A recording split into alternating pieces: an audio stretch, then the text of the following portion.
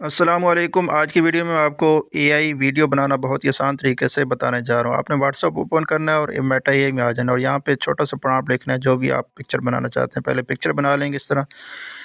इसी को पिक्चर को आपने सेलेक्ट करना है और रिप्ले में आपने जस्ट एनिमेटेड लिख देना है। जिस तरह ये आप सामने मैंने एनिमेटेड लिखा है और ये एक ही सेकंड में हमें इसको वीडियो बना देगा। वीडियो बन जाएगी। इसको आपने ये ऊपर 3 डॉट पे क्लिक करके सेव कर लेना है अपने गैलरी में सेव करने के बाद उसके बाद आपने कैपकट ओपन करना है या जो भी आपके पास एडिटिंग सॉफ्टवेयर है। इसमें प्रोजेक्ट में आ जाएंगे और क्रिएट पे क्लिक करेंगे। वीडियो सेलेक्ट कर लेंगे आप। यहाँ से सिंपल वाटरमार्क रिमूव करने के लिए इसको सेलेक्ट करके हम क्रॉप कर लेंगे तो हमारा जो वाटरमार्क है वो भी रिमूव हो जाएगा।